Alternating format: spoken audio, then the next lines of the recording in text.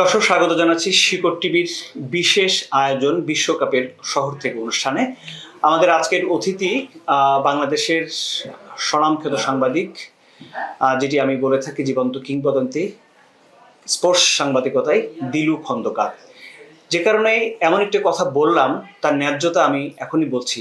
উনি কমপক্ষে 8টি বিশ্বকাপ ফুটবল এইবারটি দিয়ে এবং এটির জন্য উনি টরন্টোতে এসেছেন। 8টি বিশ্বকাপ ফুটবল কভার করা সাংবাদিক, 3টি বিশ্বকাপ ক্রিকেট কভার করা একজন সাংবাদিক, এবং উনি দিয়েগো মারাদোনাকে সাক্ষাৎকার নেয়া একজন সাংবাদিক। ফলে আপনারা বুঝতেই পারছেন কাকে নিয়ে আজ বসেছি আপনাদের সামনে। দিলু খন্দকার। দিলু ভাই, অসংখ্য ধন্যবাদ আমাদের এই আয়োজনে আসবার জন্য। আমরা যেটি জানতে চাই, আপনি যেখানে ছিলেন বিশ্বকাপে আলোচনায় আমরা যাব, দিয়েগো ম্যারাডোনার ইন্টারভিউ নেয়ার যে পর্যায়ে কখন তার কাছে পৌঁছালেন, কত সালের বিশ্বকাপে সেটি, এবং কেন আপনাকে এটি তাড়িত করলো যে দিয়েগোর ইন্টারভিউ আপনাকে নিতে হবে? ওই সেই বললাম যে 86 বিশ্বকাপটা টেলিভিশনে দেখেছি, স্পেশালি আর্জেন্টিনার সব ম্যাচগুলি দেখে মুগ্ধ হয়ে দেখেছি যে একটা ফুটবলার ফুটবলটাকে নিয়ে 22 গজে কি করতে পারে। মনে হয় বলটা তার কথা শুনে কি করতে চেয়েছেন দিয়েগো মারাদোনা সেটাই করেছেন। যেমন 86 বিশ্বকাপের পর 94 বিশ্বকাপ আমি প্রথম খেলাটা দেখেছিলাম বস্টনে, আর্জেন্টিনা গ্রিস ম্যাচ। আপনি বিশ্বাস করেন সরাসরি প্রেস বক্সে বসে বাতিগুলো হ্যাট্রিক করেছিলেন বাতিস্তুতা। সে এত গোল করে ইটালিয়ান লিগে, তাকে ওরা প্রিয় নাম দিয়েছিল বাতি গোল, মানে মাঠে নামলেই গোলটা করে। মারাদোনা একটা ইশারা করেছিলেন যে বলটা আমি ওইখানে ফেলছি, বাতি গোলের মাথা দিয়ে হেড করলেন, হ্যাট্রিক হলো। মানে একটা প্লেয়ারের ইশারায় যে কি হতে পারে, যে আমি ওইখানে রাখছি বল, তোমার জন্য বলটা ভাসিয়ে দিচ্ছি আকাশে, বাকি কাজটা তোমার। সে হেড করে হ্যাট্রিক হলো এবং সেখানে পাঠালেন বলটা, এবং নিখুঁত হেডে গোল হলো। আপনি যদি ব্রাজিল আর্জেন্টিনা ম্যাচের কথা মনে থাকে, আমার মনে হয় ফুটবল ইতিহাসে সেরা পাস বাড়িয়েছিলেন ক্যানিজিয়াকে ইশারা করেছিলেন, বলটা বাদিকে ঠেলে দিয়েছিলেন, ক্যানিজিয়া ইনসাইড বক্স ঢুকে গোল করলো, ব্রাজিল বিশ্বকাপ থেকে বিদায় হয়ে গেল। এই যে জিনিসটা, এটা কিন্তু ছবির সামনে ভাসে যে একটা প্লেয়ার কি করতে পারে। সেটি আমি আপনাকে একটু বলতে চাই যে আপনি বললেন যে ম্যারাডোনার কথা বল যেন শুনে, মানে এই সিদ্ধান্তে আপনি পৌঁছালেন কেন? কারণ নিজের চোখে দেখাতো জিনিসগুলি, এবং ওই বাতিগুলো হ্যাট্রিক করার পর একটা গোল করেছিলেন দিয়েগো আর্মান্দো মারাদোনা গ্রিসের বিরুদ্ধে, সেটাই তার বিশ্বকাপের শেষ গোল ছিল। বাপায় কি করলেন, অলৌকিক, ছবির মতো, বিশ্বাস করার মতো না। বক্সের বাইরে থেকে বলটারে কোথায় রাখলেন, গ্রিসের গোলকিপার শুধু দেখলেন বলটা জালে জড়াচ্ছে, দিস ইজ মারাদোনা। তার ইন্টারভিউর আগে না পরে? এটা আগে তো ম্যাচের সময়, তখনও তো তার সাথে আমার দেখাই হয়নি ম্যাচের। ওই ম্যাচে ক্রুয়েফ মাঠে ছিলেন, উনি একটা কথা বলেছিলেন, 4-0 বলে জিতেছিল আর্জেন্টিনা। ক্রুয়েফ বলেছিলেন 34-35 বছর বয়সেও একটা ফুটবলার যে এই ফুটবলটা খেলতে পারেন, এটা শুধু মারাদোনার পক্ষেই সম্ভব, আর কোনো ফুটবলের পক্ষে এটা সম্ভব না। কি অদ্ভুত ম্যাচটাই না খেলেছিলেন। তো বিশ্বকাপে না একটা জিনিস আছে, 20 জন বলে একটা কথা আছে, সেখানে ম্যাচের পর প্লেয়াররা আসেন। তো ওই দিন আমার ভাগ্য ভালো, আমি 20 জনের টিকিট পেয়েছিলাম বস্টনে। তো গিয়ে দেখি আলফালি বাসিলে, আর্জেন্টিনার কোচ, উনি এসছেন আর বাতি গোলে আসছেন, যে হ্যাট্রিক করেছে।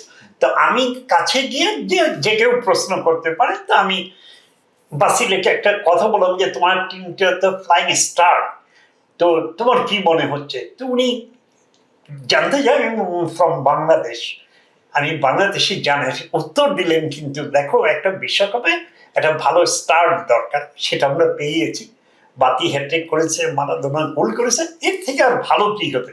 বাতি গোলেকেও কিন্তু একটা জিজ্ঞেস করলাম আমি, কারণ অনেক সাংবাদিকের ভিড়, তো জিজ্ঞেস করবো, সে শুধু বলল আমি খুব খুশি, মানে হ্যাট্রিক করার পর।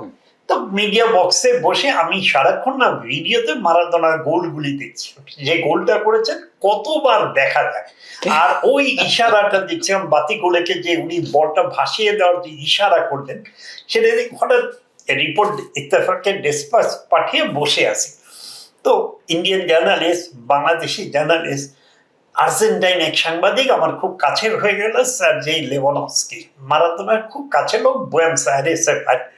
ও এসে বলে, ইসলাম কালকে তোমার কি কাজ? আমি বললাম আমি নিউ ইয়র্ক ফিরে যাচ্ছি। বলো কি তুমি? কালকে দিয়েগো প্র্যাকটিস করবে ব্যাপসন কলেজ মাঠে সকাল 10টায়। আমি বললাম তাহলে আমি যাবো। বলো তুমি আসো, আমি যাচ্ছি, তোমার ওখানে কথা হতে পারে দিয়েগোর সাথে। নিউ ইয়র্ক গেলেন না? না, নিউ ইয়র্ক খালাকে যে বললাম যে খালা নিউ ইয়র্ক ফেরা হচ্ছে না, কালকে দিয়েগো 10টার সময় ব্যাপসন কলেজ মাঠে প্র্যাকটিস করে। ব্যাপসন কলেজটা ছিল আর্জেন্টিনার বেস ক্যাম্প।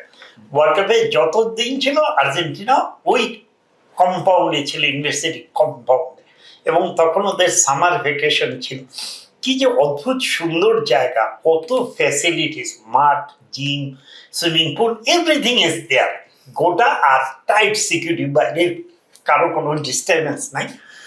তো খালা বললেন আমার বাসা নিডহ্যাম, ওটা রেডহ্যাম, 5 মিনিটের ড্রাইভ, আমরা তোমাকে নামিয়ে দেবো ডোমটোরে। সারা রাত আমার ঘুম হলো না যে দিগোর প্র্যাকটিস দেখবো। আমরা ঢাকায় দেখেছি ম্যাচের পরের দিন আপনি মনেন প্লেয়ারদের ছুটি হতো, তারা শাইলি ড্রেস পরে ঘুরে বেড়াতো, আর এখানে ওয়ার্ল্ড কাপের ম্যাচ পরের দিন তাদের রিকভারি সেশন। এটা আমরা এখন শুনি যে রিকভারি সেশন, ওই সময় কিন্তু ঢাকার ফুটবলে আমরা খুব একটা দেখিনি এটা। দেখ সকাল 10টায় গিয়ে দেখি শত শত সাংবাদিক ওই এফবিআই সিকিউরিটির বাইরে দাঁড়িয়েছে। তো খালা আমাকে নামিয়ে দিয়ে চলে গেল যে তোমার শেষ হলে বলবে, আমরা পিক করবো। তা আমার তখন আর খালার ওই কথা শোনার মতো অবস্থায় নেই। আমি চিন্তা করছি কখন দিয়েগোর প্র্যাকটিস দেখবো, মারাদোনার সাথে দেখা করব, কথা বলবো, অটোগ্রাফ নিব, মানে আমার মনে একটা তোলপাড় হচ্ছে। আর্জেন্টাইন লেভানস্কির সাথে দেখা, ইসলাম তুমি আমার কাছাকাছি থাকবে, আনন্দবাজারের রূপকসা একদম আমার সাথে, আরো সাংবাদিক আমরা সব জটলা হয়ে দাঁড়িয়েছি একদম গেটের কাছে, যাতে এফবিআই বলার সাথে সাথে আমরা ঢুকতে পারি। এফবিআই বললো এখনো আর্জেন্টিনার টিম সাংবাদিকদের কল করেনি, ওরা কল করলে তোমরা কিউ ধরে একজন একজন করে দেবে, but make sure your IDs, তোমার আইডি থাকতে হবে। তো যাই হোক আমরা আইডি ঝুলিয়ে দাঁড়িয়ে আছি, ঘন্টা খানেক চলে গেল, গাছের ছায়ায় দাঁড়িয়ে আছি। হঠাৎ এফবিআই বললো যে হ্যাঁ আর্জেন্টিনার টিম সিগন্যাল দিয়েছে, তোমরা কিউ করে একজন একজন করে আসো। তো ঢুকেই দেখি আমার পাশে ক্যানিজি আবার তারা প্র্যাকটিস করতেছে, এত বড় স্টার, আমার ওদিকে খেয়ালই নেই। আমি খুঁজছি দিয়েগো মারাদোনা কই, খুঁজে দেখি প্র্যাকটিসের মারাদোনা নেই। তো মনটা খারাপ হয়ে গেল, আর এমনি নিউ ইয়র্ক যাওয়া বাদ দিয়ে পরদিন ইটালি, একদিন পরে Italy match, Italy super team, তার খেলা দেখবো সেটা বাদ দিয়ে প্র্যাকটিসে রয়ে গেলাম। তো যাই হোক নাই প্র্যাকটিস, সবাই প্র্যাকটিস করছে, আর্জেন্টাইন কোচ সবাইকে নিয়ে প্র্যাকটিস করাচ্ছে, মন মানে না। হঠাৎ স্যারজি বলল, ইসলাম তুমি আমার সাথে থাকো, দিয়েগো আসবে, এখনো আসেনি, আর দেখো আমরা মাঠের পাশে দাঁড়িয়ে আছি। তো দেখি সাউথ আমেরিকান একটা টেলিভিশন চ্যানেল ইন্টারভিউর জন্য সব সেট আপ রেডি করে আছে, হ্যাঁ সেট আপ করে, কারণ আমরা ইত্তেফাকে নিউজ করেছিলাম যে মারাদোনা প্র্যাকটিস গ্রাউন্ড থেকে লাইভ ইন্টারভিউ দিবেন, কত $1 বিলিয়ন চুক্তি হয়েছে। মারাদোনা দুনিয়ার সেরা ফুটবলার, সে কথা বলবে এক্সক্লুসিভলি একটা টেলিভিশনকে, তো $1 বিলিয়ন তো আর কোনো ফ্যাক্টর না। যাই হোক ওরা রেডি দেখে তখন আমরা শিওর যে দিয়েগো আসবেই, কারণ ওর তো ইন্টারভিউ দিতে হবে। আমরা মাঠের একটা কোনায় দাঁড়িয়ে আছে, হঠাৎ দেখি সব সাংবাদিক দৌড়চ্ছে একদিকে। তখন মনে হলো একজন বললো দিয়েগো ইজ কামিং। তো আমরাও গিয়ে দেখি দিয়েগো হাতে একটা টেনিস বল আর একটা লেমনেট, টেনিস বলটা জাগলিং করতেছে 2 থাইয়ের উপর। একটা ফুটবলার একটা ছোট বলকে কি অবিশ্বাস্য ভাবে জাগল করতেছে, এটা না দেখে টেনিস বলটাকে জাগল করতেছে, সেই থাই এই থাই নিচ্ছে, আবার ধরতেছে, আবার জাগল করতে করতে আসছে। মানে এই জন্যই বললেন যে বলটার কথা শুনে ঘাড়ে দিচ্ছে, এইখানে দিচ্ছে, মাথায় নিচ্ছে, কি না করতেছে মারাদোনা। তো আমরা দেখি একদম আমার কাছ দিয়ে বলে বলে বলে সে স্ট্রেট ওই টেলিভিশন রিপোর্টারের কাছে চলে গেল, সেই যে 10 নম্বর জার্সি পরে আগের দিন খেলেছে ঠিক ওই জার্সি পরে। তো যাই হোক, আমার একদম আমার পাশ দিয়ে যে মারাদোনার নিঃশ্বাসটাও শোনা যাচ্ছে, মানে দুনিয়ার সেরা প্লেয়ার আমার সামনে দিয়ে যাচ্ছে। আমার মনে হলো কি যে আমি ওয়ার্ল্ড কাপ কভার করতে আসি, আমার যে ড্রিমটা ছিল সেটা মনে হয় সব কমপ্লিট হয়ে গেল। কারণ আমি মারাদোনাকে খেলতে দেখেছি, মারাদোনার গোল দেখেছি, ইত্তেফাকের ডেসপাস পাঠিয়েছি, আবার আজকে প্র্যাকটিস দেখছি। তা আমি খুব এক্সাইটিং অবস্থায়। তো দেখ, মারাদোনা ইন্টারভিউ দিয়ে সরাসরি চলে গেল কেনিজিয়াদের সাথে খেলছে। ওই যে আমরা খেলার মধ্যে গোল, এটা গোল গোল না, উঁচু দিয়ে গেছে, মারাদোনা ওই কেনিজিয়াদের সাথেও ঝগড়া করছেন, মানে একদম বাচ্চাদের মতো। একটা ফুটবলার কোন লেভেলে, দুনিয়ার সেরা ফুটবলার, সে ওই গোল গোল হয়নি এটা নিয়ে তর্কাতর্কি করছে। যাক, আধা ঘন্টা খেলার পর মারাদোনা সেট পিস কর্নারগুলি ফেলছে, বাতিস্তুতা হেড করছেন, কেনিজিয়া হেড, মানে বলটা যে ওই যে বললাম কথা শুনে যেখানে ফালাতে চাচ্ছেন বলটা ইয়ারে ভাসিয়ে দিচ্ছেন, ওরা ওইগুলিতে গোল করতেছে। যাই হোক, যখনই গোল হয় সে ক্ল্যাপ দিচ্ছেন, না হলে আবার বল ভাসাচ্ছেন, স্পট কিক মারলেন, বলটা গোল হলো, গোলকিপারে বললেন ওইখান দিয়ে যাবে, গোল হয়ে যাচ্ছে। মানে এটা অলৌকিক একটা জিনিস যে কত নিখুঁত হতে পারে। যাক, এটা করার পর হঠাৎ এক আর্জেন্টাইন জার্নালিস্টের সামনে এসে তাকে একটু হাট করে ওলে বলে তাকে একটা অটোগ্রাফ দিলেন, দিয়ে 2-3টা সাংবাদিক এসে কথা বলে একদম ঠিক আমার সামনে। তো সার্জিও ইসলাম, বলো তোমার প্রিয় প্লেয়ার সামনে, আপনার সামনে একদম আমার সামনে মারাদোনা। আমি কি বলবো, আমি কিং কর্তব্যবিহীন, আমি ভুলে গেছি যে আমি রিপোর্টার। তখন মনে হলো আমি মারাদোনা ফ্যান, আমি আর্জেন্টিনা ফ্যান। তো আমি কি করবো, হঠাৎ আমার হাতে আর্জেন্টাইন ছবি, আমি বললাম গিভ মি অটোগ্রাফ। তো আমার হাত থেকে মারাদোনা ম্যাগাজিনটা নিলেন, আমি কলম দিলাম, উনি অটোগ্রাফ দিচ্ছেন। তা আমি ওনার মারাদোনা হাতটা ধরে দেখলাম, মারাদোনা আমার দিকে তাকিয়ে আছে। এমপিআই বলো ডোন্ট টাচ। তখন সার্জি বলো this is not your business, keep silent. তা আমি মারাদোনা এইটা দেখি, মারাদোনা খুব দুষ্ট, এটাকে এরকম করলে আমি 2 হাতে চাপ দিলাম, এক বিন্দু নড়াতে পারলাম না। তখন মনে হলো এই লোকটা কিভাবে এত স্ট্রং ট্যাকল ওভারকাম করেন, কারণ আমি বিন্দু মাত্র, মারাদোনা কিন্তু খুব স্ট্রং করে আছেন, আমি এইটা দেখি এইটা দেখি। কেন স্পর্শ করলেন? আমি দেখলাম তার স্ট্রং, তার শক্তি, স্ট্রেংথটা দেখার জন্য। কারণ তখন আপনার ভয় লাগছিল না এই যে তাকে স্পর্শ না, করলেন? আমি চিন্তা করতেছি যে এতগুলি, ইটালি ওয়ার্ল্ড কাপে এক ম্যাচে তাকে 35টা ফাউল করা হয়েছিল। তো এই যে জিনিসটা মারাদোনা যে কিভাবে টিকে থাকে সেটা দেখার জন্য আমার এই আগ্রহটা হয়েছে। মারাদোনা আপনি কিছু না, বললেন? কিছু না, সে কিন্তু আমাকে অর্ডার। তখনই আমি প্রশ্নটা করলাম যে যে তোমার এইবার আর্জেন্টিনা কতটা পথ পাড়ি দিবে, ফ্লাইং স্টার্ট, 4 গোলে জিতেছে, তুমি গোল করেছো, বাতিগুলো হ্যাটট্রিক করেছে, বলো দেখো একটা টিমের জন্য এর থেকে ভালো শুরু আর হতে পারে না বিশ্বকাপে। আমরা খুব টিম এফোর্ট দিয়ে খেলেছি, ভালো খেলেছি, আমাদের টিমটা খুবই ভালো, আমাদের পারফেক্ট প্রিপারেশন আছে, বাতি হ্যাট্রিক করেছে, আমার গোল। এটা মানে আমরা যে অনেক দূরে যাব এটার একটা বার্তা দিয়ে গেল, আমরা দিয়ে গেলাম যে আমরা এখনো শেষ হইনি, আমরা অনেকটা পথ পারি। তো আমি আরো একটা প্রশ্ন করলাম, উনি উত্তর দিলেন। তো থার্ড প্রশ্ন করতে তখন আর অন্য জার্নালিস্ট এসে গেছে। যাই হোক, মারাদোনা, আমি আমার ওই অটোগ্রাফটা নিয়ে দাঁড়িয়েছি, আমাদের 3-4 জনকে অটোগ্রাফ দিয়ে মারাদোনা কিন্তু চলে গেলেন ভিতরে, তার ওয়াইফ দাঁড়িয়েছিল, প্র্যাকটিস শেষ।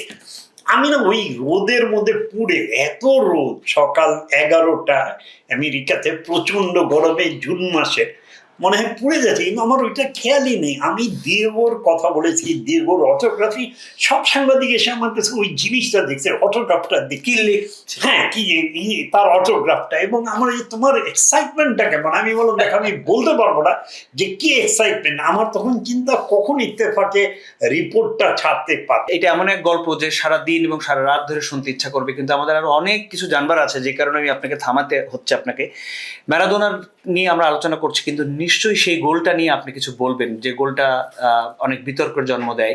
সেই গোলটা সম্পর্কে আপনার নিজস্ব অবস্থানটা কি? প্রথমবার হাত দিয়ে দেওয়া গোল, আমি প্রথম 86 বিশ্বকাপে ইংল্যান্ডের সাথে সেই গোলটা প্রথম কিন্তু আমি নিজেও বুঝিনি, কারণ পিটার শিলটন কিন্তু অনেক দূর জাম্প করে উঠেছিলেন। পিটার শিলটন ইংল্যান্ডের one of the best goalkeeper বলা হয়।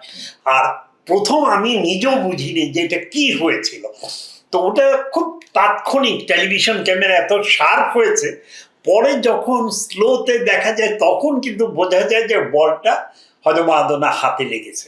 ফ্লাইট আর ফ্লাইটের মধ্যে একটু ডিফারেন্ট ছিল, ডিস্টেন্স ছিল। তো এটা দেখে আমারও মনে হলো যে এরকম একটা কি খেলার মধ্যে তো সবকিছুই হয়, কারণ ৬৬ বিশ্বকাপ ফুটবল ফাইনালে ইংল্যান্ড আর জার্মানি যেই গোল বিতর্ক আজকেও শেষ হয়নি, যে বলটা বারে লেগে ইনসাইডে ছিল না আউটসাইড, সেই বিতর্ক কিন্তু এখনো রয়ে গেছে। সেটা নিয়ে জার্মানি আর ইংল্যান্ডের বৈরিতার একটা শুরু, সেটা শেষ ফলে আপনি এটাকেও সেই বিতর্কের মধ্যে রেখে আমি মনে করেছি, কারণ অনেক দিন পর সেই রেফারি নিজেও কিন্তু বলেছিলেন যে আমি নিজেও বুঝতে পারিনি কি হয়েছিল সেটা, কিন্তু তারপরের যে গোলটা সেটা কিন্তু সেই বিতর্ককে একেবারে নিমেষে পানি ঢেলে দিয়েছিল। কারণ 7জন প্লেয়ারকে কাটিয়ে গোলকিপার কাটিয়ে যে গোলটা করেছিলেন, যেটাকে বলা হয় গোল অফ দ্য সেঞ্চুরি, এটা মারাদোনার পক্ষেই সম্ভব, কোনো প্লেয়ারের পক্ষে সম্ভব না। আমরা যতই বলি যে পেলে, অন্য কে, Messi, but Maradona is Maradona. আমি মেসির প্রসঙ্গে আসবো। No compare with the Maradona any one of the football. মানে আপনি কি এইটা বলতে চাচ্ছেন দিলু ভাই, যে যিনি এইভাবে 7জন প্লেয়ারকে কাটিয়ে গোল দিতে পারেন, তার আসলে হাত দিয়ে গোল করার দরকার হয় না? কিছুই না, কারণ উনি সবকিছুই প্রমাণ করে দিয়েছেন। উনি ইংল্যান্ডের সাথে এরকম গোল করেছেন, এবং ওইখানে বেলজিয়ামের সাথে একটা গোল করেছেন সেম। এবং আপনি এখনো খেয়াল করবেন যে মারাদোনা যেভাবে গোল করেছেন, আপনি মেসির খেলা দেখবেন অবিকল একই জিনিস। মারাদোনা একটা duplicate copy, second version. Maradona বাপায় যা করেছেন, মেসির গোলগুলি আপনি সেম অ্যাজ মারাদোনার ফ্রি কিক, মেসির ফ্রি কিক, আপনি দেখবেন সবকিছু একই রকম। মানে হ্যাটট্রিক করে মেসি এবার শুরু করলেন এই বয়সে, একজন খেলোয়াড় যার যে ইনি খেলবেন কিনা সেটি নিয়ে যথেষ্ট সন্দেহ ছিল, এবং এমন মনে করা হতো যে গত বিশ্বকাপে হয়তো উনি অবসরের কথা বলবেন। তিনি এবার খেললেন এবং তার প্রথম ম্যাচে উনি হ্যাটট্রিক করলেন। এটিকে আপনি কিভাবে দেখেন? নো ডাউট কেমন লেগেছে? আমি মেসি এটা 6 নম্বর বিশ্বকাপ খেলছে, আমি 5টা বিশ্বকাপে মেসিকে খেলতে দেখেছি। মেসি শুরুর থেকে গত বিশ্বকাপ পর্যন্ত আমি 5টা বিশ্বকাপে মেসিকে খেলতে দেখেছি। এর মধ্যে কয়টা বিশ্বকাপে আপনি নিজের চোখে দেখেছেন? 5টা। মেসির এটা 6 নম্বর বিশ্বকাপ, আমি 5টা বিশ্বকাপে মেসিকে খেলতে দেখেছি। 6 থেকে শুরু করে 22 ওয়ার্ল্ড কাপ পর্যন্ত 5টা ওয়ার্ল্ড কাপে আমি মেসিকে প্রতি আসরেই নিজে খেলতে দেখেছি। এইবারই শুধু আমি দেখিনি, এটা টেলিভিশনে দেখেছি। আপনাকে একটা কথা বলে রাখি, যেমন আমি কিন্তু অসাধারণ সব প্রেডিকশন করেছি। গত 22 ওয়ার্ল্ড কাপ আমি চ্যানেল 24 ছিলাম, দুপুরবেলায় খেলা ছিল সৌদি আরব আর্জেন্টিনা, এবং আর্জেন্টিনা ফার্স্ট হাফে গোল খেলো। তখন জোহরের নামাজের আজান হয়েছিল আমার অফিসে। তা আমি বললাম যে 1 গোল খেয়েছে, নামাজের পর দেখবো 2 গোল খেয়েছে আর্জেন্টিনা, এবং আর্জেন্টিনা আজকের ম্যাচে হারবে আমি দেখছি। কারণ এই রোদে মেসি খেলতে পারবে না, আর্জেন্টিনা টিম টায়ার্ড হবে, সৌদি আরব এই ম্যাচটা জিতবে। কিন্তু পরের ম্যাচ মেক্সিকোর সাথে আমি নিজে মাঠে থাকবো, মেসি গোল করবে, মেক্সিকোকে হারাবে, আর্জেন্টিনা ফ্লাইং স্টার নিবে, ওয়ার্ল্ড চ্যাম্পিয়ন হবে। আমি দেখছি ছবির মতো, কারণ আমার 6টা বিশ্বকাপ হয়েছে, 7 নম্বর বিশ্বকাপ। সেবার নামাজ পড়ে তখনই দেখি আমার অফিসে যারা এন্টি আর্জেন্টাইন তারা উল্লাস করছে। তখন আমাদের নামাজের মধ্যে আমার ধারণা যে সেকেন্ড গোল খেয়েছে। নামাজ শেষ করে এসে দেখি 2 গোলে হারছে আর্জেন্টিনা, এবং আর্জেন্টিনা 1 গোল সত্ত্বেও 2-1 গোলে হেরে গেল। সবাই এসে বলো তুমি বললে কিভাবে সম্ভব? আমি বললাম ভাই আমার অভিজ্ঞতার থেকে, কারণ এই গরমের ওরা খেলতে পারবে না। যখন আর্জেন্টিনার খেলাটা বিকেলের পর থেকে হবে, আর্জেন্টিনা উইল বি ব্যাক। এবং মেক্সিকো ম্যাচের আগের দিন আমি পৌঁছেছি দোহায়, আমার পুরো পরিবার সহ। আমার টিকিট কেটে রাত 2টায় সকু ওয়াকিফ ওদের একটা জায়গায় ফুটবল ফেস্ট হচ্ছিল মিডনাইটে। তো আমরা ওইখানে গিয়েছি, যোগ দিয়েছি। তো আমাদের দেখি আর্জেন্টাইন অনেক ফ্যান, ওরা উল্লাস করেছে, তারা সবাই ডিজার্টেড যে আগের ম্যাচে হেরেছে। পরেরটা গ্রুপের সবচেয়ে স্ট্রং টিম মেক্সিকো। তো আমি, আমার ছেলে, আমার ওয়াইফ, মেয়ের জামা, কোনো ভবিষ্যৎবাণী করেছিলেন? হ্যাঁ, ওই কথাটাই বলছি। এবং আমি বাংলাদেশ থেকে বলে গিয়েছি আমি মাঠে থাকবো, মেসি গোল করবে, আর্জেন্টিনা মেক্সিকোর সাথে জিতবে, সেটা হবে flying star, new star Argentina, এইটা শেষ হবে ওয়ার্ল্ড চ্যাম্পিয়ন হবে। আমি বলে গেলাম আমার কথাটা মিলিয়ে দেখ। দেখ ওখানে যে দেখি একদল আর্জেন্টাইন জার্নালিস্ট এই সমর্থক তারা আছে। তা আমি যে ওই হাত বলালাম আর্জেন্টিনা, ওরা উচ্চারণটা করে আর্জেন্টিনা, আর্জেন্টিনা সুরে সুরে বল। তো সেখানগুলো আমি বললাম যে কালকে ম্যাচ কি হবে, বললে না পারবে না, সৌদি আরবের কাছে। আমি বললাম শোনো, আমি দিয়েগোকে খেলতে দেখেছি। তো এখানে যারা বসলো দিয়েগোকে, আমি বললাম হ্যাঁ 94 ওয়ার্ল্ড কাপ, আমি দিয়েগোকে খেলতে দেখেছি, গ্রিসের সাথে গোল দেখেছি, বাতিস্তুতার হ্যাটট্রিক দেখেছি। আমার কথা শোনো, কালকে আর্জেন্টিনা জিতবে, মেসি গোল করবে, ওরা বিশ্বাসই করতে পারবে। যখন বলছি আমার এটা 7 নম্বর ওয়ার্ল্ড কাপ, আমি দিয়েগোকে, সবাই আমাকে বাংলাদেশ বাংলাদেশ স্লোগান দিয়েছে, আমার ছেলেকে নিয়েছে ভিডিও করেছে, ওই রাতের বেলায় ওরা বাংলাদেশ বাংলাদেশ, মানে তারা নতুন করে একটা উদ্দীপনা, এবং সবাই এসে আমার সাথে হাক করেছে। পরের দিন যখন খেলা শুরু, ওইখানে আর্জেন্টাইন অনেক আসে, আমরা ম্যাকডোনাল্ডসে বসে বার্গার খাচ্ছিলাম, খেলা দেখতে যাব। তো আমার ওয়াইফের টিকিট নেই, আমাদের 4 জনের টিকিট আছে। আমার ওয়াইফ বলতে, আমি বললাম আমার টিকিট দিয়ে তুমি যাও, আমি এখানে বসে বিগ স্ক্রিনে খেলা। বলে না, তুমি আর্জেন্টিনা খেলা, তুমি যাও, আমি বসে থাকো। আমরা ওকে অনেক খাবার টাবার কিনে বসিয়ে রেখেছি যে তুমি টিভিতে দেখো। মানে আমরা 4টা টিকিট কিনতে পেরেছিলাম অনলাইনে। এখন আমরা লোক 5 জন, আমার ওয়াইফ সে ওখানে বসেছি। তো ওইখানে যে আর্জেন্টাইন, ও আবার মেক্সিকোর মেয়ের সাথে কথা বলছে আমার ওয়াইফ। আমি আর্জেন্টাইন যারাই বলি disheartened, no chance, Mexico very good team.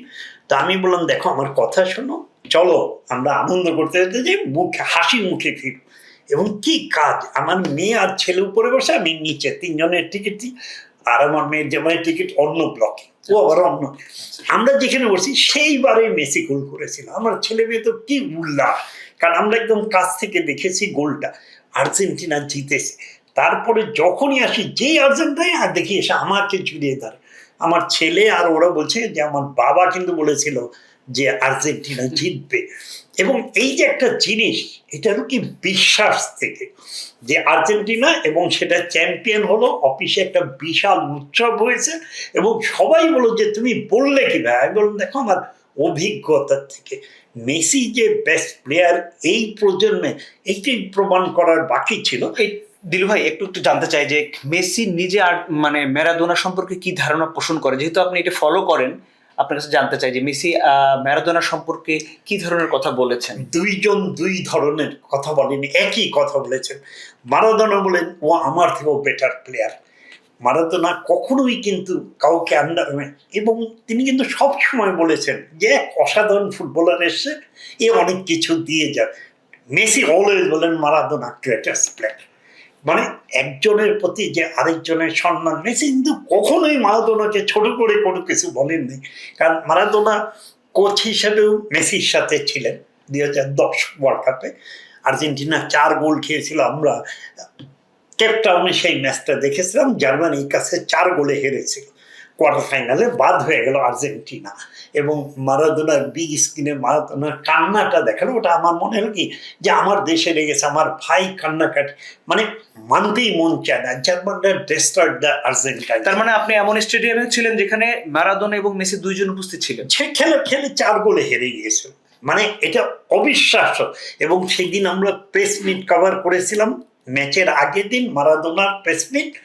তো ফিফার একটা নিয়ম আছে, মারাদোনা আমাদের সামনে, আমি একদম স্ট্রেইট বসেছি। তো ওই আর্জেন্টাইন, ইসলাম তোমার প্লেয়ার তুমি কিন্তু জিজ্ঞেস করে। তা আমি একদম শুরুর থেকে হাত উঠিয়ে আছি যে ওই ফিফা অফিসার যদি রিকগনাইজ করেন দেন আমি বলতে পারবো। ফিফা অফিসার এসেই বলল যে অনলি 10টা প্রশ্ন করা যাবে মারাদোনাকে, তার 5টা করবে আর্জেন্টাইনরা, 4টা করবে ল্যাটিন আমেরিকার অন্য দেশ, আর 1টা করে ব্রিটিশ জার্নালিস্ট।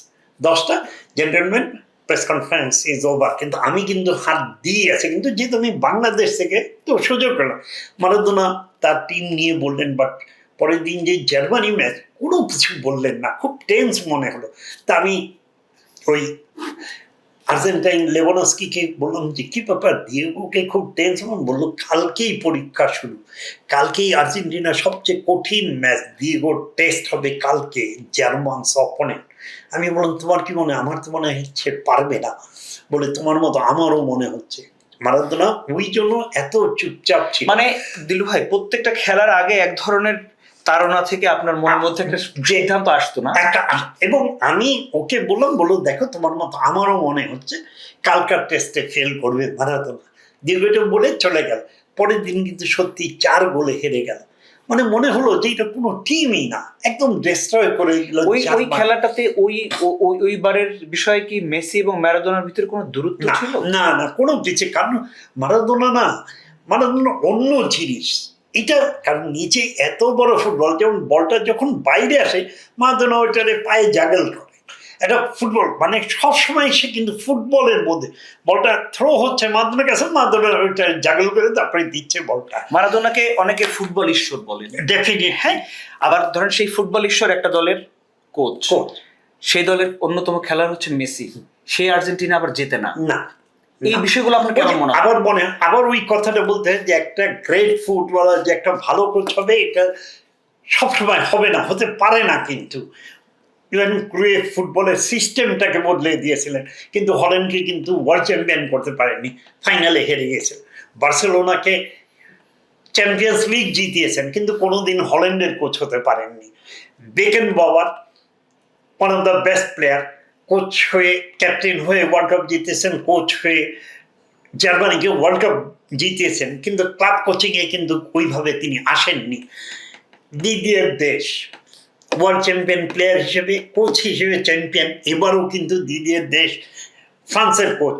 সবচেয়ে কমপ্লিট টিম মনে হচ্ছে ফ্রান্সকে। আর্জেন্টিনার প্লাস পয়েন্ট দিগো মারাদোনার পর লিওনেল মেসি। মেসি একটা নিউক্লিয়াস, তাকে সে একা সুপ্রিম ফুটবল খেলে, আর টিমটা গত 4 বছর ধরে প্রায় একই টিম রয়েছে।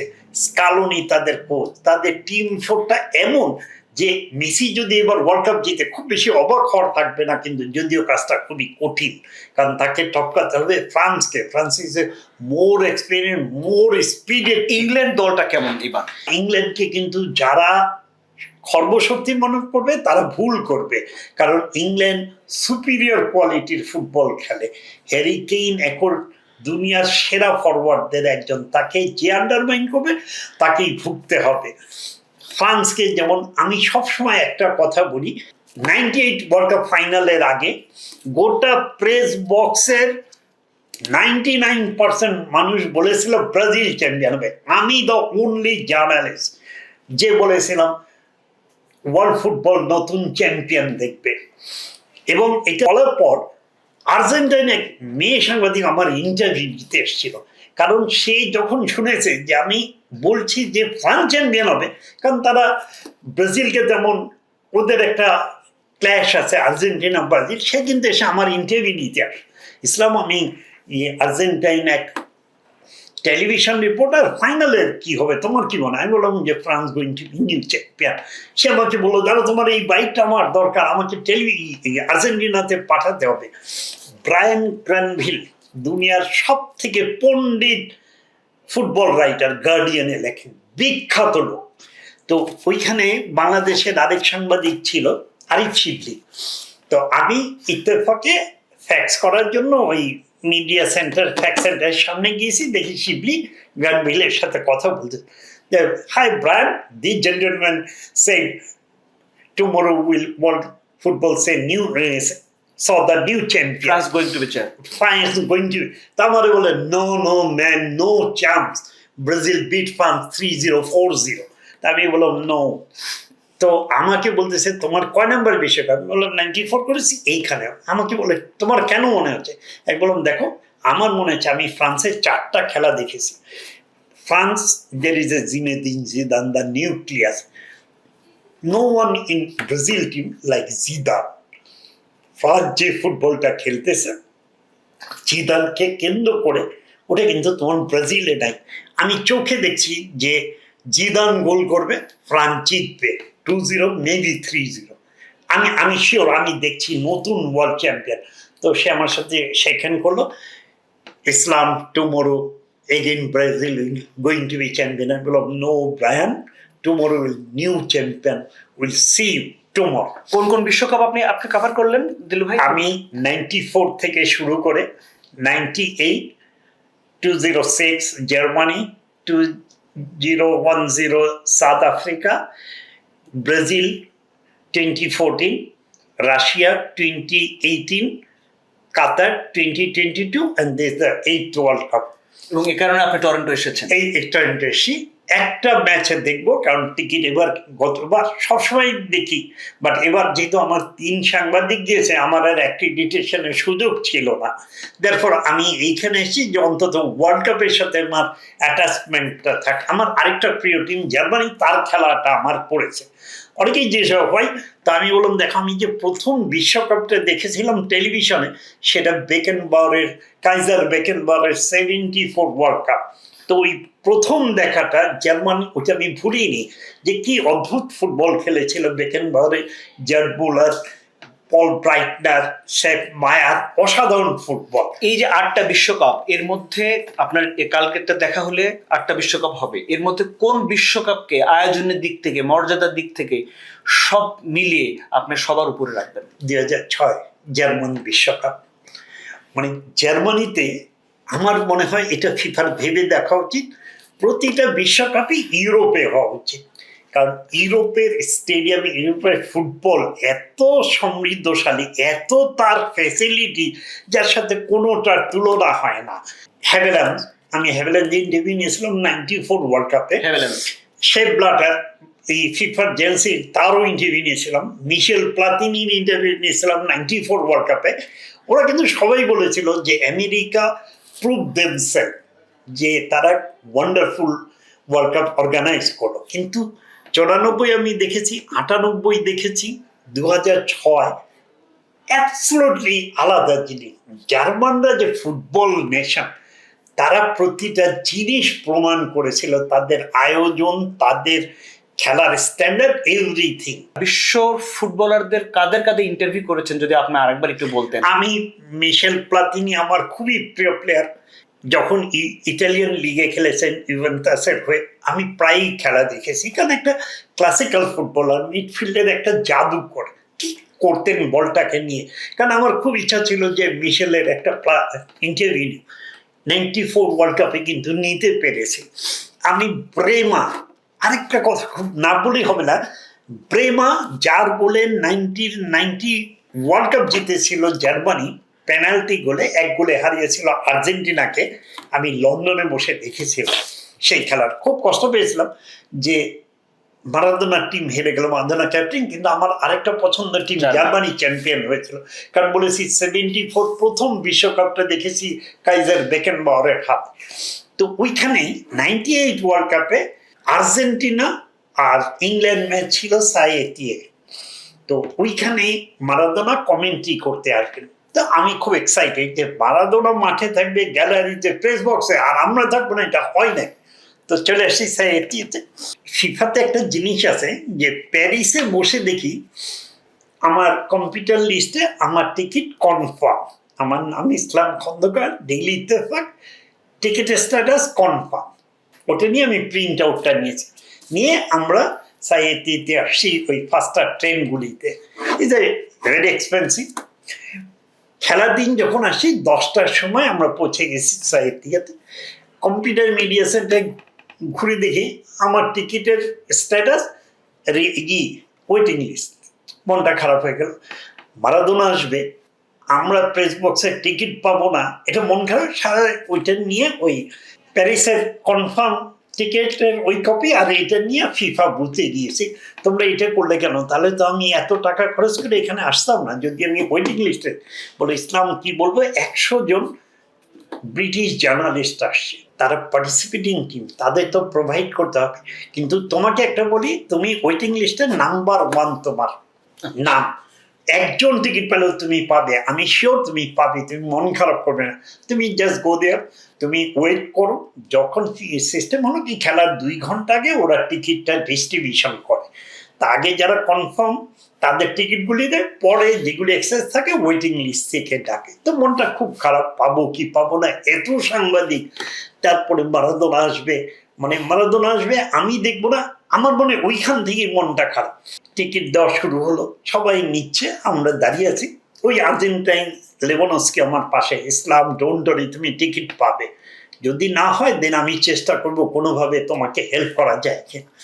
তো দাঁড়িয়ে আছি, হঠাৎ দেওয়ার পর waiting list, Islam Khandakar, daily Ittefaq from Bangladesh, 1 number ticket waiting list আমাকে দিয়ে। তখন ফিফার ওই ইসলাম তোমাকে বলেছিলাম তুমি পাবে, সবাই ক্ল্যাপ দিচ্ছে যে বাংলাদেশ তো নন পার্টিসিপেটিং কান্ট্রি। ফিফা থেকে বলে তোমাদের দেশ তো ওয়ার্ল্ড কাপ খেলে না, তোমরা কেন টিকিট নিও। এটা দিয়ে ইন্ডিয়ান সাংবাদিকদের অনেক দিন দেখেছি চিল্লামেলা করতে, যে আমরা মোর দেন 100 crore লোক, আমাদের কেন আমাদের দিবেন, তাহলে আসতে বলো। সেদিনও দেখেছিলাম বেকহ্যাম লাল কার্ড খেয়েছিল ওই ম্যাচটায়, মারাদোনার কমেন্টই দেখলাম। পরে আর্জেন্টাইন ইংলিশ সাপোর্টারদের মারামারি হলো, গন্ডগোল হলো। আমরা যখন ফিরে আসি দেখি ফ্রেঞ্চ পুলিশ বলে আসে ডোন্ট গো দেয়ার, তোমরা এই কম্পার্টমেন্টে। এই সুযোগে একটু ছোট ছোট দুটো প্রশ্ন করি, যে আপনি বলছিলেন যে ইন্ডিয়া বাংলাদেশ এত মানুষ কিন্তু বিশ্বকাপ খেলে না, তারা এখানে যে একজন সাংবাদিক হিসেবে কিছুটা তাচ্ছিল্যের মধ্যে দিয়ে যেতে হয় কখনো কখনো। আপনার অনেক ভবিষ্যৎবাণী অনেক সময় মিলেছে, আমরা আপনার সাথে যখন কাজ করছি তখনও দেখেছি। আপনি কি মনে করেন বাংলাদেশ কত সালে বিশ্বকাপে যেতে পারে বলে আপনার ধারণা? কারণ এখন 48 হয়েছে, হ্যাঁ, ফিফা বলছে এই সংখ্যাটা আরো বাড়াবে। কারণ আমার মনে পড়ে ক্রুইফের একটা কথা, ক্রুইফ যখন 16 থেকে 24 হলো, ক্রুইফ বাধা দিয়েছিলেন যেটার বিশ্বকাপ হবে না, এটা একটা বাজারের ফুটবল হবে। কারণ 16টাই ঠিক আছে, best 16 team will play world cup. 24 হলে এটা স্ট্যান্ডার্ডটা লোপ করবে, 24 থেকে 34, 36, এখন 48। 48। তো ক্রুইফের সেই কথাটা এখন সংখ্যা বাড়বে বলে কি আমরা ঢুকবো, আমরা কি নিজের যোগ্যতায় ঢুকবো? আমার মনে সংখ্যা যেমন আমাদের থেকেও বেশি। ওই যে আপনাকে একটা কথা বলেছিলাম যে স্কুল ফুটবল করে চায়না ওয়ার্ল্ড কাপ খেলেছে, আর কিন্তু পারেনি। কোরিয়া ফুটবল একাডেমি করে প্রতিবার খেলছে, ওয়ার্ল্ড কাপের সেমিফাইনালও খেলেছে। জাপান তার ফুটবলটাকে জে লিগ করে একটা স্ট্যান্ডার্ডে পৌঁছে নিয়ে গেছে। কিন্তু middle east billion billion dollar invest করে তাদের ফুটবলটাকে ধরে রেখেছে। ইন্ডিয়া এত টাকা খরচ করছে কিন্তু আজ পর্যন্ত কিন্তু কোয়ালিফাই করতে পারে। আমাদের তো টাকাই নেই। কুরাসাও মাত্র 1.5 লাখ অধিবাসী, কেপ ভার্দে, কিন্তু কেপ ভার্দের একটা প্লাস পয়েন্ট যে তাদের 11 জনের 10 জনই হল্যান্ডে ফুটবল খেলে। তার মানে হল্যান্ডের ফুটবলটা অনেক সমৃদ্ধ, সেখানে তাদের জন্ম। কেপ ভার্দের কুরাসাওয়ের সবাই হল্যান্ডে ফুটবল খেলে, কেপ ভার্দের গোলকিপার 40 ইয়ার্স, তার জন্ম ব্রাজিলিয়ান অরিজিন, জন্মগোত্র সূত্রেই জিনটা ফুটবল। তার মানে আমাদের এখন নিশ্চিত করে বলা খুবই কঠিন। হয়তো আমরা আশাহত হব না, আমি হয়তো দেখবো না, আমার পরের প্রজন্ম হয়তো দেখবে যে কোনোদিন আমরা এশিয়া চ্যাম্পিয়ন, এশিয়ার টপ। সেটি আপনি মাঠে যে 8টি ফুটবল বিশ্বকাপ দেখেছেন, আপনার তো মনের মধ্যে ইচ্ছা হয় যে নিজের দেশ কখন। ডেফিনেটলি এটা, কারণ ওই যে আবারও বলি যে ইউরোপে গিয়ে কিংবা আমরা পেলের সান্তোসে গিয়ে তাদের ফ্যাসিলিটিস দেখেছিলাম, সান্তোস ক্লাবে, ওইগুলি তো আমরা চিন্তাই করতে পারি না। বায়ার্ন মিউনিখের প্র্যাকটিস ফ্যাসিলিটিস দেখেছি, আয়াক্স আমস্টারডামের ফ্যাসিলিটিস দেখেছি, চেলসি ক্লাবে গিয়ে মরিনিওর প্রেস কনফারেন্স করেছি, প্র্যাকটিস দেখেছি, ফ্যাসিলিটিস দেখেছি। চেলসি ক্লাবের তাদের যে ফুটবল স্ট্রাকচার সেটা দেখেছি। আর্সেনাল ক্লাবে গিয়েছি। বার্সেলোনা তো জানেন না, বার্সেলোনা এখনো যাওয়া নেই। আর্সেন ওয়েঙ্গারের ইন্টারভিউ করেছি, তারা বিশ্বাসই করে না বাংলাদেশ ফুটবল খেলে। আর্সেন ওয়েঙ্গারের ইন্টারভিউ এই যে বিশ্বাস করে না, অথচ আমাদের দেশে যদি এইটা একটু বলতেন, আমাদের দেশে বিশ্বকাপ ফুটবল মানে ব্রাজিল আর্জেন্টিনায় যে সারা দেশ ভরে যাওয়া, আকাশের দিকে ঠিক মতো তাকানো যায় না, এত বেশি অন্য দেশের পতাকা, এত বেশি, কিন্তু সেই দেশ নিজে ফুটবলকে ধারণও করে, কিন্তু সে ফুটবলের বিশ্বকাপের কাছেও যেতে ওই আবার এই খুব মজার কথা বললেন। প্রতিবারই কিন্তু আমি বিশ্বকাপে গিয়েছি, সাউথ আফ্রিকান টেলিভিশনকে ইন্টারভিউ দিতে হয়েছে যে বাংলাদেশে কাদের সাপোর্ট বেশি, আর্জেন্টিনা আর ব্রাজিল। কিন্তু কেন, এটা ব্রাজিলিয়ানদের দিয়েছি, আর্জেন্টাইনদের দিয়েছি, ইন্টারভিউটা খালি দিতে হয়। আপনার ওই কথাটার মধ্যে যে আমরা কিন্তু দুনিয়ার সেরা সাপোর্টার, এটা নো ডাউট, এটা আমরা চ্যাম্পিয়ন, ওয়ার্ল্ডের best football supporting nation Bangladesh. কারণ এটা নিয়ে ওয়ার্ল্ড কাপে খেলি না, সারা দেশে যে উন্মাদনা শুরু হয়েছে। 5 মাইল লম্বা সাউথ কোরিয়ার ফ্ল্যাগ রয়েছে। কেন? ওই ছেলে সাউথ কোরিয়াতে চাকরি করত, তার যে সাউথ কোরিয়ার প্রতি ভালোবাসা, সেটা থেকে সে সাউথ কোরিয়ার 5 মাইল লম্বা ফ্ল্যাগ বানিয়েছে। এক ভদ্রলোক জার্মানিতে চাকরি করেন, তার জার্মান প্রেম, সে জার্মানির, তার অর্থে তার বাবা মা জার্মানির বাড়ি বানিয়েছেন, গোটাটা জার্মানির ফ্ল্যাগে বানিয়েছেন। আরেক ভদ্রলোক নিজের জমি বিক্রি করে 6 মাইল লম্বা জার্মান পতাকা বানিয়েছে। এই যে ফুটবল প্রেমটা, সারা জীবনের যে সঞ্চয়, সেই জমি বিক্রি করে করেছেন।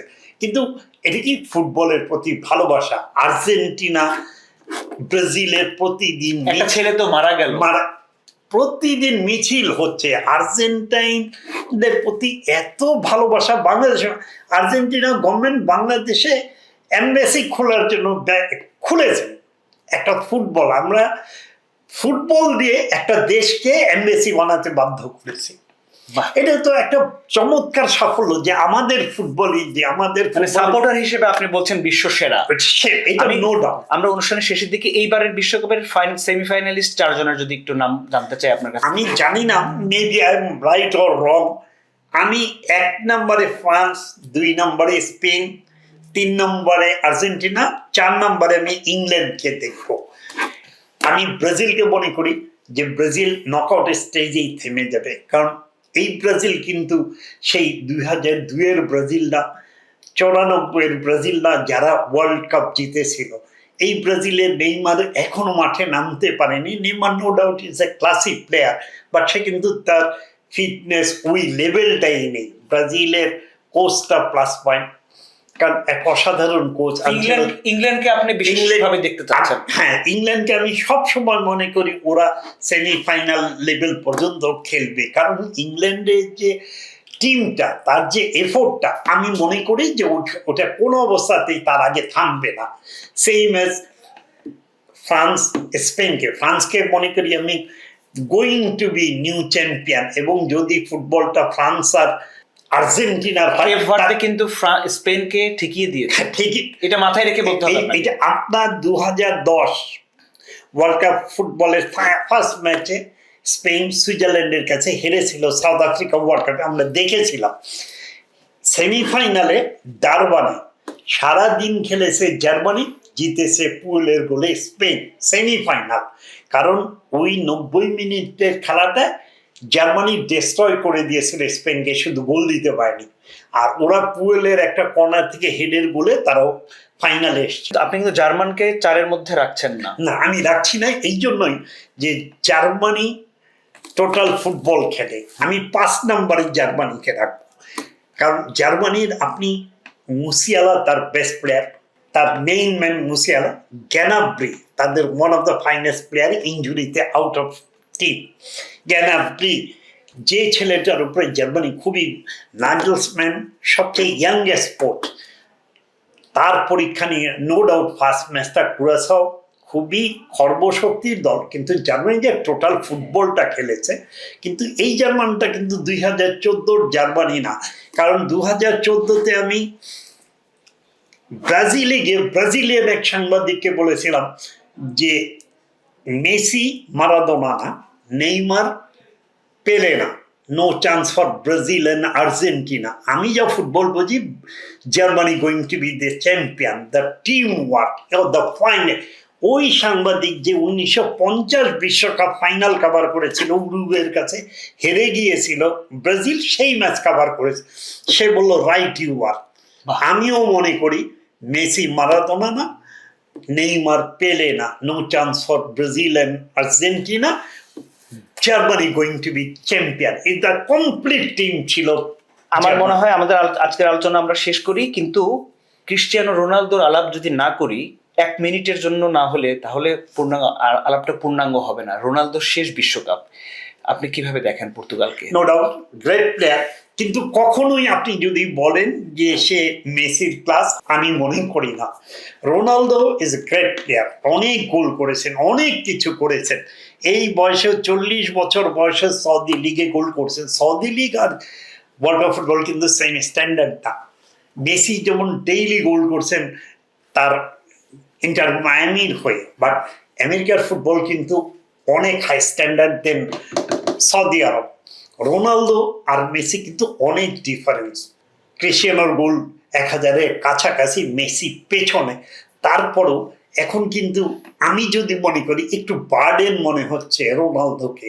তার ফিটনেস প্রথম ম্যাচেও আপনি খেয়াল করবেন, ওই যে সেটা নিয়ে লেখালেখি করছে। মিডফিল্ড, সেখানেও কিন্তু তার যে পজিশন, তার যে অবস্থান, সেই অবস্থায় কিন্তু নেই। কারণ আমি 2006 থেকে তাকে দেখেছি রোনালদোকে, তখন রোনালদোর তখন শুরু, বাট ওইভাবে ফ্লারিশ করেননি কিন্তু। দিলু ভাই, আমরা শেষ করতে হচ্ছে, আপনাকে পাওয়াই যেখানে ভাগ্যের বিষয় সেখানে থামাতে হচ্ছে, কারণ আমাদের আরো আয়োজন রয়েছে। এবং আমি খুব বিশ্বাস করি, খুব শিকো টিভি কানাডার পক্ষ থেকে আপনাকে, আপনার প্রতি কৃতজ্ঞতা, ধন্যবাদ যে আমরা একদিন ক্রিকেট নিয়ে এই ফুটবলের মতো করে আপনাকে পাবো, আপনার কাছ থেকে শুনতে চাইবো। সেই প্রত্যাশায় আমরা রইলাম। দর্শক, আপনাদেরকেও সেই প্রত্যাশায় রাখি। বিশ্বকাপ ফুটবলের শহর থেকে আয়োজনে সাথে থাকার জন্য ধন্যবাদ জানাচ্ছি সবাইকে।